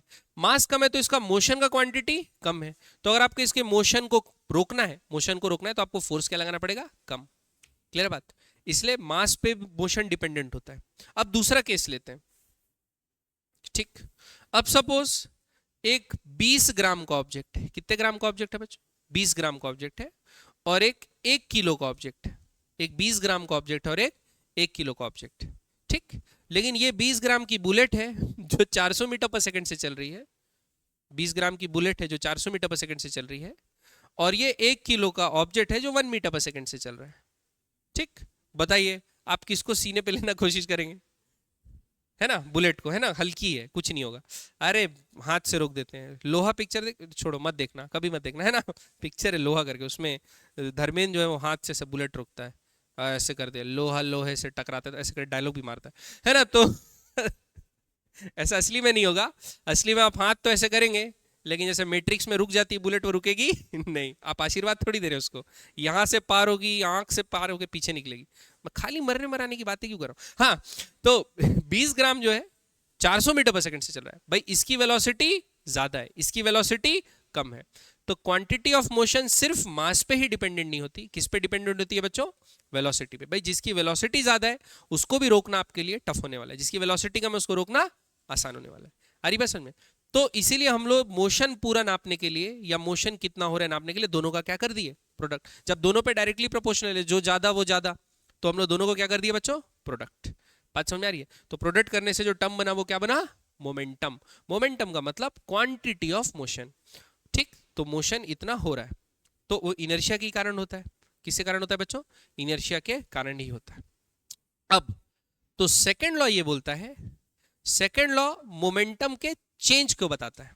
ठीक, क्योंकि मोमेंटम अगर एक बॉडी के पास है या नहीं है, जो भी है, उस मोमेंटम को आपको अगर चेंज करना है तभी आपको फोर्स लगाना है।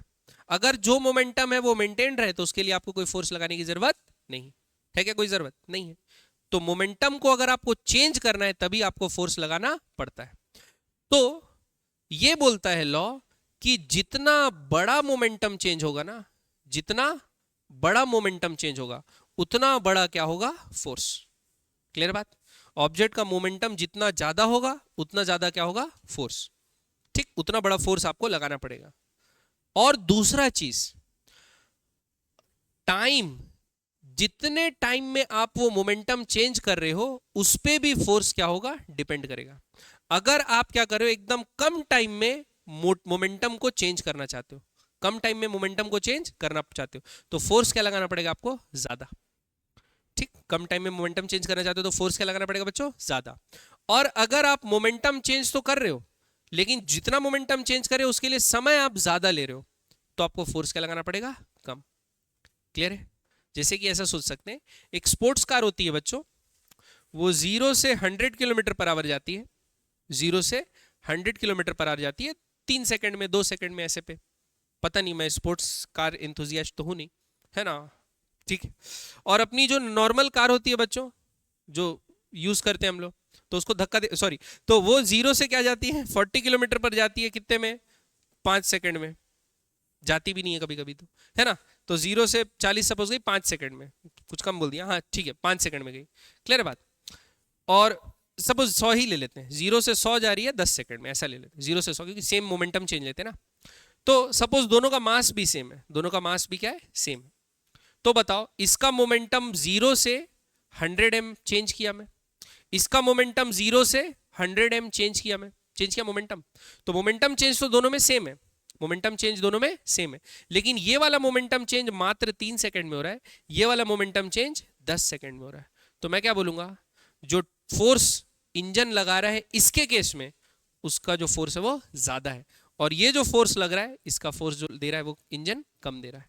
आ रही बात समझ में, इसका जो इंजन फोर्स लगा रहा है वो कम है, इसका जो इंजन फोर्स लगा रहा है वो, तो भले मोमेंटम चेंज ये भी उतना ही करेगा, 100 किलोमीटर पर आवर तक पहुंचा देगा, लेकिन समय क्या लगेगा, ज्यादा, क्योंकि फोर्स छोटी है, क्लियर बात। तो फोर्स मोमेंटम का चेंज कितना करना है और उसमें समय कितना लेना है, ये दोनों चीज पे डिपेंड करता है, क्लियर बात। तो इसीलिए बच्चों अपना सेकंड लॉ क्या बोलता है कि according to this law, rate of change of linear momentum, rate of change of linear momentum, rate of change मतलब क्या हो गया, change in momentum by time interval, या इसको ऐसा भी लिख सकते हो dp by dt, differentiation of momentum with respect to time. Rate of change of momentum of a body is directly proportional to the external force applied on the body। ठीक, directly proportional होता है क्या, external force applied on the body, clear बात। क्यों फेंक रहे हो बेटा ये सब, है ना, डायरेक्टली प्रोपोर्शनल टू फोर्स। तो ये क्या बताता है, एफ डायरेक्टली प्रोपोर्शनल टू बच्चों dp बाय dt, क्लियर बात। समय जितना कम लोगे फोर्स उतना ज्यादा लगाना पड़ेगा, मोमेंटम चेंज जितना बड़ा करना है फोर्स उतना बड़ा लगाना पड़ेगा, ठीक। तो समय की इनवर्सली प्रोपोर्शनल और टाइम मोमेंटम चेंज के डायरेक्टली प्रोपोर्शनल, ठीक, समझ में आ रही बात, ठीक। तो मोमेंटम इतना बड़ा टर्म नहीं है, मोमेंटम का चेंज हमारे लिए इस चैप्टर में बहुत इंपॉर्टेंट है, क्लियर बात। और उस मोमेंटम चेंज लाने के लिए आप समय कितना ले रहे हो, पक्का क्लियर है कि नहीं। तो इसको क्या बोलते हैं बच्चों, सेकंड लॉ ऑफ मोशन। अब ये लॉ खत्म नहीं हुआ है, क्योंकि ये फोर्स को डिफाइन करें हम लोग, फोर्स को डिफाइन नहीं, फोर्स को अपन क्या करें, फोर्स का क्वांटिफाई करें। तो फोर्स का दो चीज होता है बच्चों, फोर्स एक वेक्टर क्वांटिटी है, तो उसका मैग्नीट्यूड तो होगा ही होगा, प्लस क्या होगा, डायरेक्शन भी होगा। तो सेकंड पार्ट जो इस लॉ का है वो डायरेक्शन बताता है, this change takes place always in the direction of force applied. मतलब आप जिस डायरेक्शन में फोर्स लगा रहे हो उस डायरेक्शन में मोमेंटम बढ़ेगा। तो अगर आप मोमेंटम के ऑपोजिट फोर्स लगा रहे हो तो मोमेंटम कम होगा। आ रही बात समझ में। तो मोमेंटम को बढ़ाना है तो जिधर मोमेंटम इनिशियली था उसी के अलोंग फोर्स लगेगा, और जिधर आपको मोमेंटम कम करना है तो जिधर मोमेंटम था उसके ऑपोजिट डायरेक्शन में आपको फोर्स लगाना पड़ेगा। बात समझ में आएगी नहीं बच्चों, ठीक। तो ये दोनों ही लाइनें इंपॉर्टेंट है ना, दोनों लाइनें। पहला पार्ट बता रहा है कि मैग्नीट्यूड, और दूसरा पार्ट क्या बता रहा है, डायरेक्शन। क्लियर है बच्चों, समझ में आया लॉ कैसे फॉर्मुलेट हुआ है और मोमेंटम क्यों इंपॉर्टेंट है, समझ में आया। तो मोमेंटम निकालना हमारे लिए इंपॉर्टेंट है, ठीक। चलिए अब आगे बढ़ते हैं, क्या बढ़ते हैं बच्चों, आगे कुछ इंपॉर्टेंट पॉइंट्स नोट कर लेते हैं।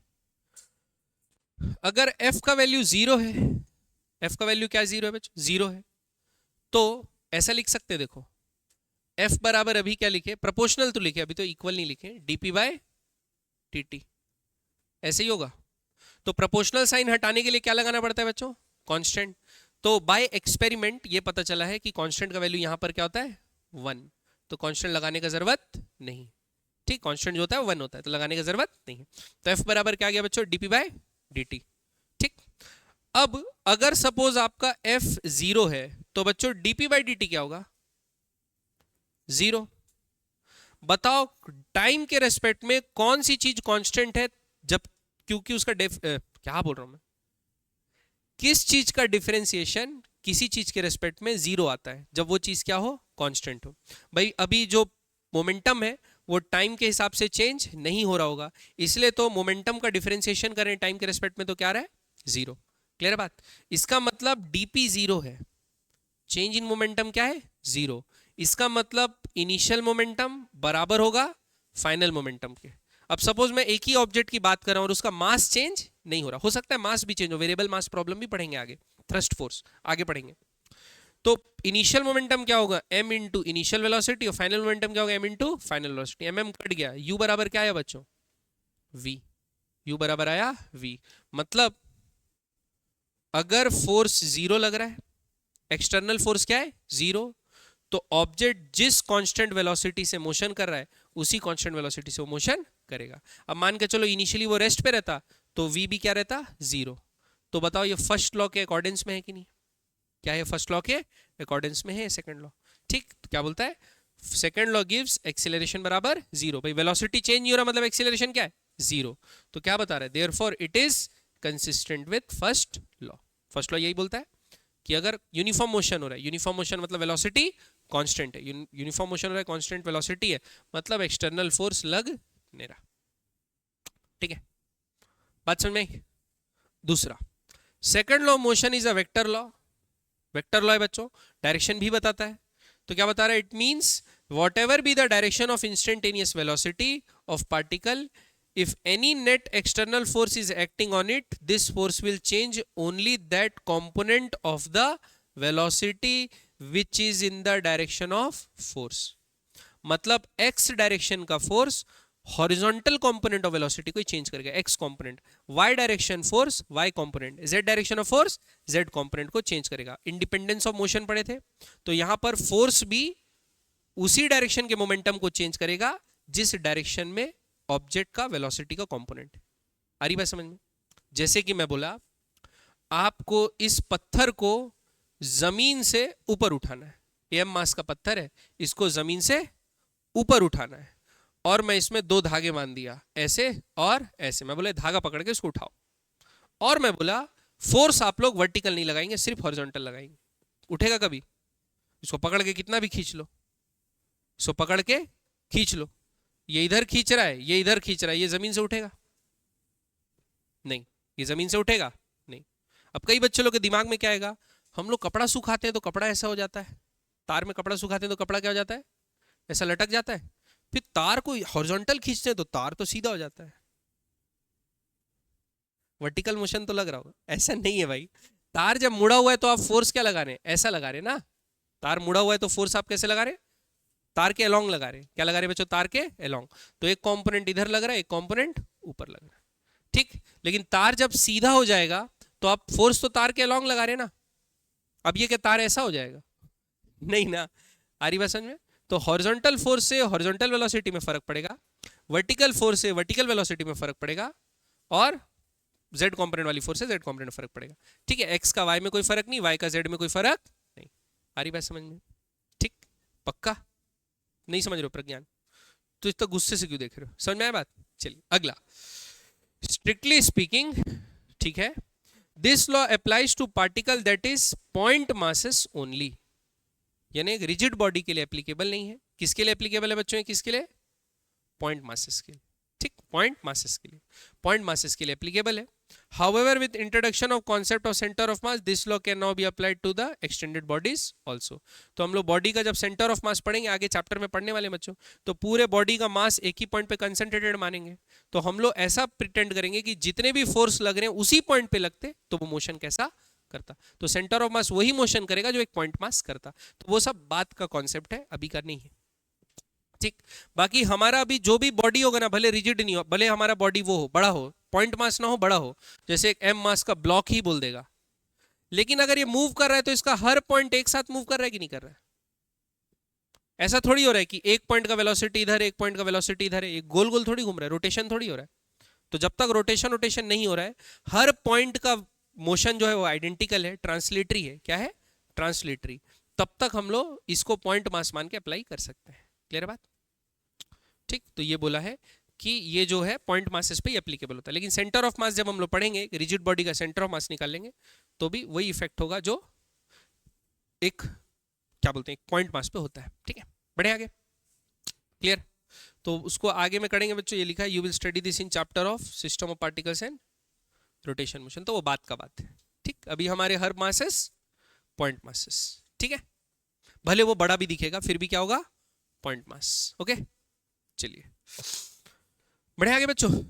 नहीं, जल्दी नोट करो जल्दी, मैं जल्दी से स्कोर चेक करता हूँ। जाओ, रेन डिले हो गया। 31 पे 3 है, 3 ओवर 2 बॉल में, तो रन रेट भी तेज है।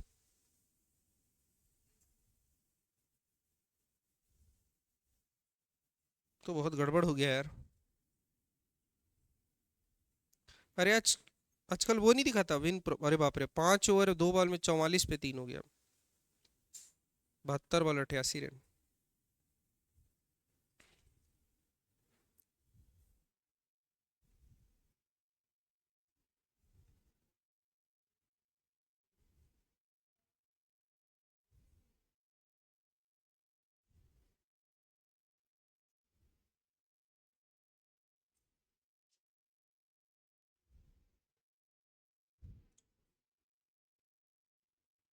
चलिए आगे बढ़े, पक्का।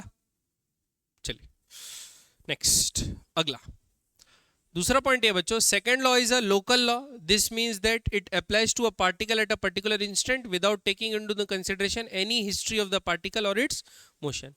ठीक है, अब इससे पहले वो उसमें क्या फोर्स लग रहा था, इसके बाद इसमें क्या क्या फोर्स लगेगा, इस पे कोई डिपेंडेंस नहीं है।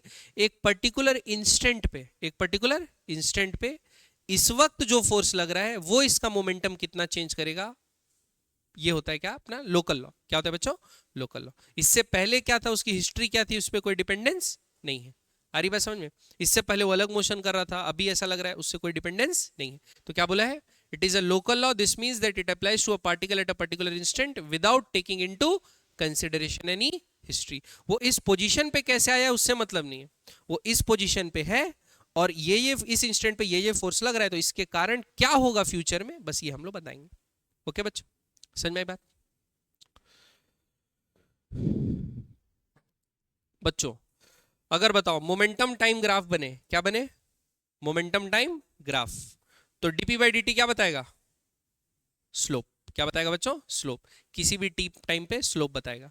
ठीक है, तो अगर आपका मोमेंटम टाइम ग्राफ दिया हुआ है, क्या दिया हुआ है बच्चों, मोमेंटम टाइम ग्राफ, तो उसका स्लोप क्या बताता है, फोर्स। क्या बताएगा बच्चों, इंस्टेंटेनियस फोर्स, उस टाइम पे पर्टिकुलर फोर्स कितना लग रहा है, तो ये वही बताया है। जैसे यहां पर स्लोप ऐसा है तो ये है, यहाँ पे स्लोप ऐसा है तो ये, आ रही बात समझ? तो यहाँ पे स्लोप पॉजिटिव, यहाँ पे स्लोप नेगेटिव, तो यहाँ पर force in the direction of velocity लग रहा होगा, यहाँ पर force opposite to the direction of velocity लग रहा होगा। ठीक है, बढ़े आगे, ऐसे ही नोट कर लो हल्का सा, slope of momentum time graph gives force.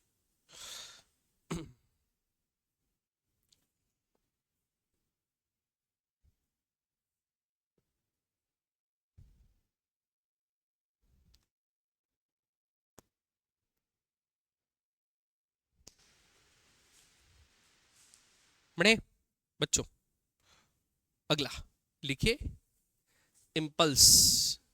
क्या लिखे, इम्पल्स। तो इम्पल्स क्या होता है, देखो एफ बराबर क्या लिखा हूं बच्चों, डीपी बाय dt। अगर dt को उधर ले जाऊं तो क्या हो जाएगा, ये एफ डी टी बराबर क्या आएगा, dp। इसी को बोलते हैं बच्चों क्या, इम्पल्स। इसी को क्या बोलते हैं बच्चों, इम्पल्स। तो इम्पल्स बराबर होता है सडन चेंज इन मोमेंटम या इंस्टेंटेनियस चेंज इन मोमेंटम। क्या होता है बच्चों, impulse instantaneous change in momentum. ठीक, इंस्टेंटेनियस चेंज इन मोमेंटम कब होगा, जब आपका टाइम इंटरवल क्या होगा, बहुत छोटा। तो जब आप एक फोर्स को बहुत ही कम समय के लिए लगाते हैं तो ऑब्जेक्ट का जो सडन मोमेंटम चेंज होता है एकदम तुरंत, फ्रैक्शन ऑफ सेकंड में तुरंत, तो वो जो मोमेंटम चेंज जितना हुआ उसको क्या बोलते हैं, इम्पल्स। क्या बोलते हैं बच्चों, इम्पल्स। नाम से ही सुनाई दे रहा है ना, इम्पल्स, इम्पल्सिव मतलब सडन। क्लियर है बात? तो इम्पल्स बराबर क्या होगा, चेंज इन मोमेंटम। तो जो मोमेंटम का यूनिट होगा वही होगा, मोमेंटम का यूनिट होगा वो वही होगा। और या फिर लिख सकते हो क्या, ऐसा यूनिट, यूनिट न्यूटन सेकेंड। क्या लिख सकते हो बच्चों, न्यूटन सेकेंड, या फिर केजी मीटर पर सेकेंड। क्या ये वेक्टर होगा, होगा भाई, कि मोमेंटम चेंज का तो डायरेक्शन होता है ना, इनिशियल से फाइनल माइनस इनिशियल, तो इंपल्स भी क्या होगा, वेक्टर होगा। इंपल्स भी क्या होगा, वेक्टर होगा। ठीक, तो इंपल्स को कैसे निकालते हैं, एफ इंटू डी टी करके, एफ इंटू डी टी। ठीक, जो फोर्स लग रहा है छोटे से टाइम इंटरवल के लिए, वो टाइम इंटरवल को मल्टीप्लाई कर दें, तो उस छोटे से टाइम इंटरवल पे जो मोमेंटम चेंज आया एफ फोर्स लगने पे, उसी को क्या बोलते हैं, इंपल्स। क्लियर है? जैसे कैरम बोर्ड में कैरम की गोटी को मारे तो हमारा जो हाथ है, उंगली, वो फोर्स अप्लाई कर रही है किस पे, फोर्स अप्लाई करिए कैरम स्ट्राइकर पे। तो जो स्ट्राइकर है उसका जो मोमेंटम चेंज हुआ, जिन्हें कांटेक्ट जो रहा हमारे बीच में, तो फोर्स वो तुरंत ही मैं उसका मोमेंटम चेंज करा दिया, तो कांटेक्ट बहुत कम समय के लिए रहा, तो इसको क्या बोलेंगे, इंपल्सिव फोर्स। क्या बोलेंगे बच्चों, इंपल्सिव फोर्स। क्लियर है? पक्का? और सपोज वो कैरम की गोटी गई और दूसरे के साथ कोलाइड हुई, दूसरे जो पीसेस है उसके साथ कोलाइड हुई, तो उनका भी जो कलीजन रहा वो बहुत शॉर्ट टाइम पीरियड के लिए रहा, लेकिन उसमें मोमेंटम चेंज हुआ कि नहीं हुआ? तो जितना मोमेंटम चेंज हुआ एकदम छोटे से फ्रैक्शन ऑफ टाइम में, वही क्या होता है, इंपल्स। क्लियर है? अब इंपल्स निकालने के बच्चों तीन तरीके, इंपल्स निकालने के कितने तरीके, तीन तरीके। अरे बनना भाई आगे, हाँ, इंपल्स निकालने के कितने तरीके बच्चों, तीन। तो आप ये देखिए, इंपल्स बराबर क्या है, DP which is F D T. अगर सपोज आपका फोर्स कांस्टेंट है, फोर्स क्या है बच्चों, कांस्टेंट, मतलब समय के साथ चेंज नहीं हो रहा, समय के साथ चेंज नहीं हो रहा, तो आप क्या कर सकते हैं, इंपल्स बराबर फोर्स इनटू जो भी टाइम इंटरवल है डायरेक्ट मल्टीप्लाई कर दो। फोर्स को कैसे मल्टीप्लाई कर दो, टाइम इंटरवल जो है उससे डायरेक्ट मल्टीप्लाई कर दो। ठीक, तो आपको क्या मिल जाएगा, इंपल्स। अगर फोर्स क्या है, कांस्टेंट, एक कांस्टेंट फोर्स है सपोज 5 न्यूटन का, और वो 10 सेकंड तक के लिए लग रहा है, तो आप सीधा कर सकते हो 50 इंटू 10, तो हो जाएगा 500 न्यूटन सेकंड। मतलब जो भी इनिशियल मोमेंटम होगा उसमें इतना न्यूटन सेकंड ऐड हो जाएगा। आ रही बात समझ, उतना मोमेंटम चेंज हो जाएगा। क्लियर बात?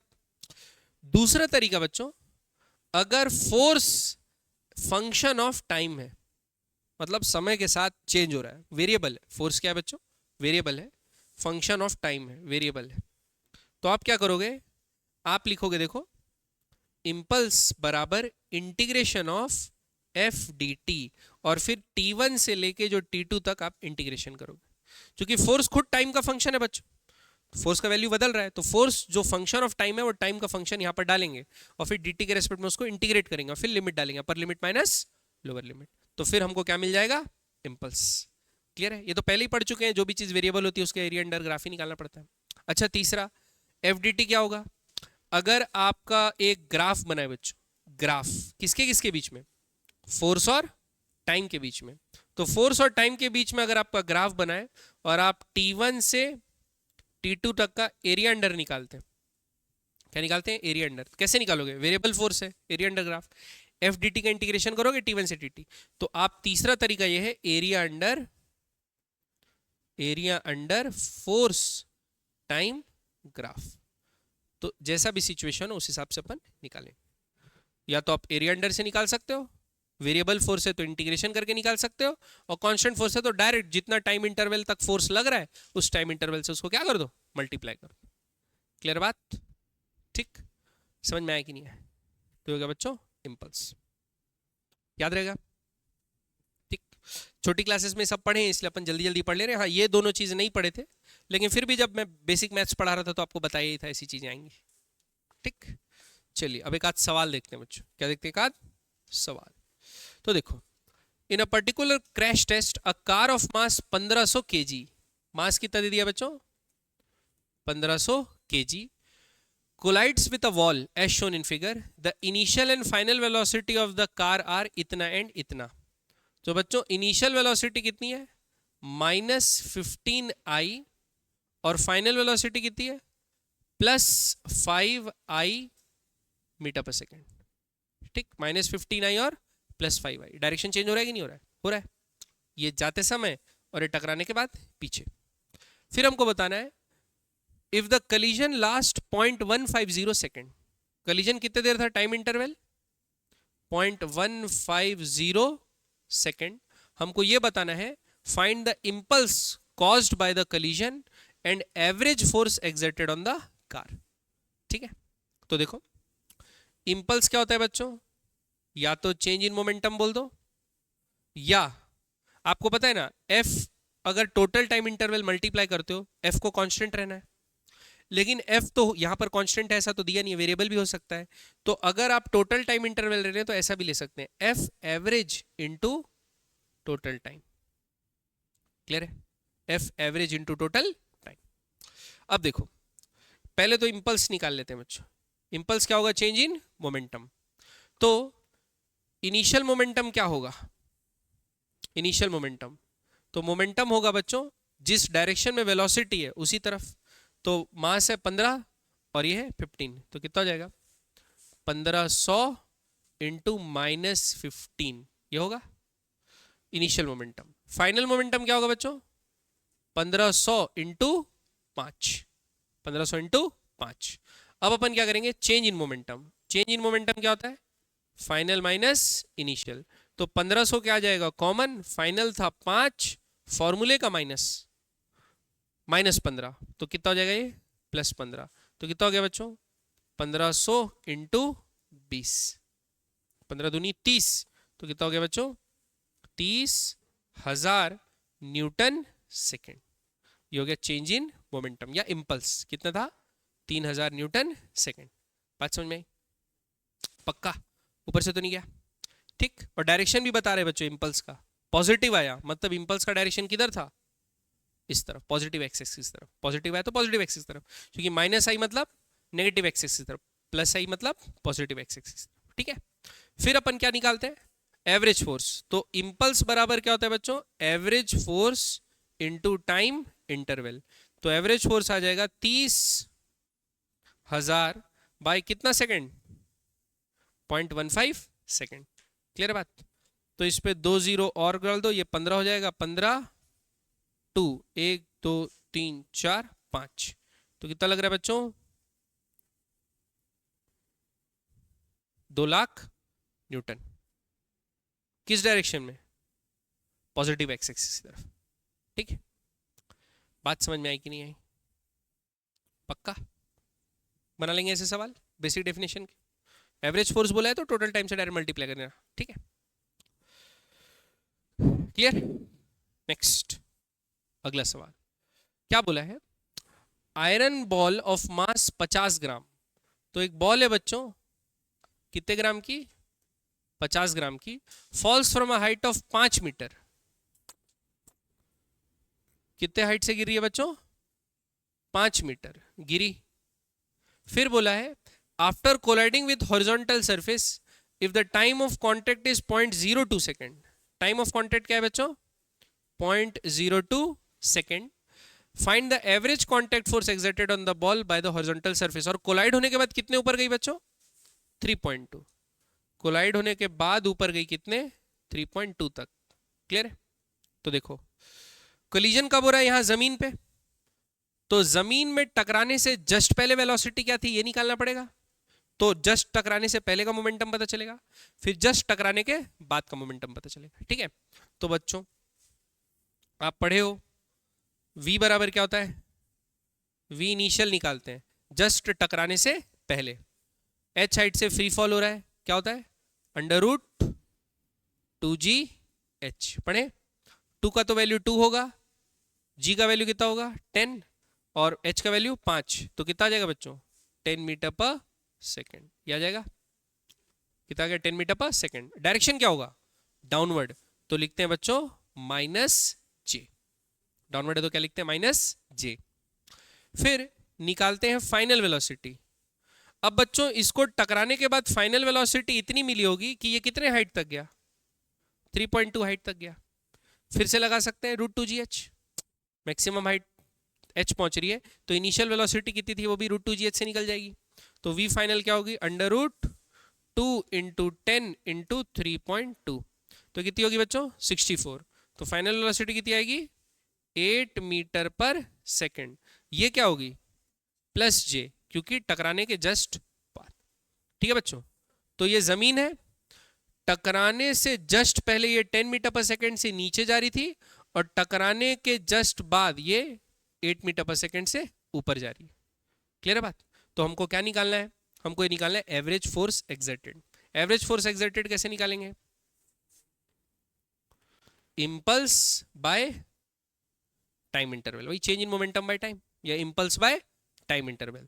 तो इम्पल्स निकालने के लिए क्या करेंगे, चेंज इन मोमेंटम। तो 50 ग्राम 50 बाय 1000 केजी में लेना पड़ेगा। चेंज इन मोमेंटम क्या होता है, फाइनल माइनस इनिशियल। तो फाइनल अपवर्ड था +8 माइनस -10 क्योंकि इनिशियल कहाँ था, नीचे। तो final velocity minus initial velocity और मास, तो आ गया चेंज इन मोमेंटम या इम्पल्स बराबर टाइम इंटरवल। टाइम इंटरवल कितना है बच्चों, 0.02। ठीक, तो 0.02 ये 1000 से मल्टीप्लाई होगा तो कितना हो जाएगा, 20 20 की 2 20 कितना हो जाएगा बच्चों, 20। तो आएगा 50 बाय 20 इंटू 18। 0 से 1 0 गया, 2 9 जा 9 5 जा 45 न्यूटन प्लस आया, मतलब फोर्स किस डायरेक्शन में, अपवर्ड डायरेक्शन। ठीक है, जे डायरेक्शन। समझ में आई बच्चों बात, पक्का बना लेंगे ऐसे सवाल।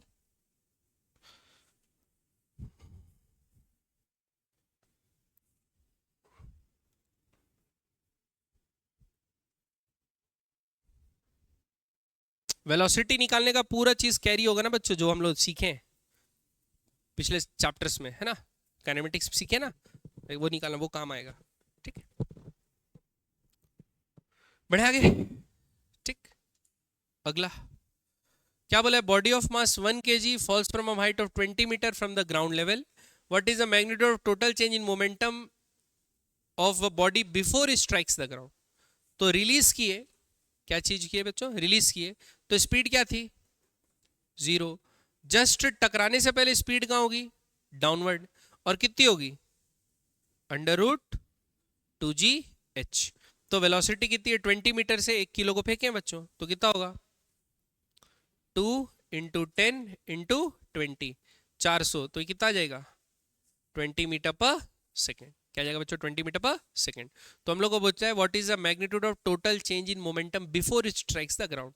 तो टोटल चेंज इन मोमेंटम क्या रहेगा, फाइनल -20 माइनस इनिशियल कितना 0 और मल्टीप्लाई क्या करेंगे, मास, मास कितना 1 kg, तो कितना आएगा बच्चों, -20 न्यूटन सेकेंड या केजी मीटर पर सेकेंड। माइनस मतलब डाउनवर्ड। ठीक, तो आ गया इनिशियल मोमेंटम चेंज। फिर what is the corresponding average force experienced bye it. क्या बोला बच्चों, average force experienced bye it. तो आपको पता है एवरेज फोर्स क्या होता है, change in momentum by time interval. Change in momentum तो आ गया बच्चों -20 न्यूटन सेकेंड। अब कितना टाइम लगा होगा उसको नीचे आने में, देखते हैं 20 मीटर गिरने में। तो 20 मीटर गिरने में फॉर्मूला क्या लगाएंगे बच्चों, h is equals to ut, u तो 0 था, हाफ g t स्क्वायर, 2 5 जा 5 4 जा, तो t का वैल्यू क्या है बच्चों, 2 सेकेंड। तो कितना समय लगा, 2 सेकेंड।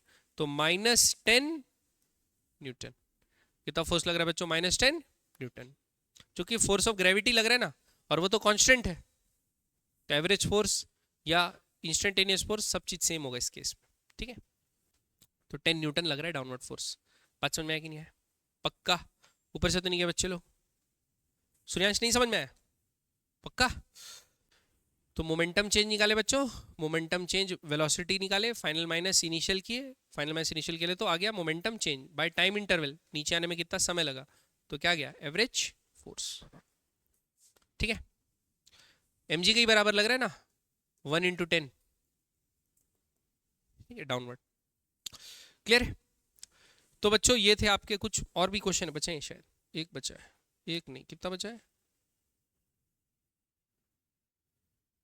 2। हाँ, अगला एक और क्वेश्चन बना लेते हैं। A disk of mass 10 gram is kept floating horizontally by throwing 10 marbles against it from below। आ रही बात समझ में। तो बच्चों क्या बोला है, एक डिस्क है, क्या है बच्चों, एक डिस्क है, मास कितना है डिस्क का, 10 gram, is floating horizontally by throwing 10 marbles per second. तो इसमें कितना मार्बल मार रहे हैं बच्चों, 10 मार्बल पर सेकेंड, यानी 1 सेकेंड में 10 मार्बल इसमें लग रहे हैं। If the mass of each marble is 5 ग्राम, जो मार्बल अपन फेंक के मार रहे हैं बच्चों, उनका मास क्या है? 5 ग्राम है। Calculate the velocity with which the marbles are striking the disc. Assume that marble strike the disc normally and rebound downward with the same speed. Clear है बात? तो इसमें बच्चों थोड़ा सा न्यूटन का थर्ड लॉ इस्तेमाल होगा। पहले तो ये देख लेते हैं बच्चों, अगर ये रेस्ट पे रहना है मतलब इस पे नेट फोर्स कितना लगना चाहिए? 0। नेट फोर्स कितना लगना चाहिए? 0। है कितने मास का? 10 ग्राम का है। तो बच्चों इसमें एक डाउनवर्ड फोर्स लग रहा होगा, कितना? m इंटू जी। ये लग रहा होगा, डाउनवर्ड फोर्स लग रहा होगा वेट के कारण, कितना बच्चों? m इंटू जी, जो इसको नीचे लाने की कोशिश करेगा। अब देखो ये मार्बल है, ये ऊपर गया तो मार्बल का मोमेंटम का है? अपवर्ड। मार्बल का मोमेंटम का है? ऊपर। मार्बल टकराया डिस्क से और टकराने के बाद कहां आ गया? नीचे। तो मार्बल का मोमेंटम का है? डाउनवर्ड। तो सपोज m मास का, m डैश मास का मार्बल था, v वेलोसिटी से ऊपर जा रहा था, तो इसका मोमेंटम क्या होगा? m dash v upward. और टकराने के बाद बोला है सेम स्पीड से नीचे आ जाता है, तो m डैश v स्पीड से कहां जाता है? नीचे। तो उसको क्या लिखेंगे? माइनस, क्योंकि डाउनवर्ड है डायरेक्शन। मार्बल का मोमेंटम चेंज हुआ कि नहीं हुआ? मार्बल का मोमेंटम चेंज हुआ। किस डायरेक्शन में? डाउनवर्ड डायरेक्शन में। फाइनल मोमेंटम जिधर रहता है उधर ही डायरेक्शन होता है, तो फाइनल मोमेंटम डाउनवर्ड है, मतलब फोर्स क्या लग रहा है मार्बल को? नीचे।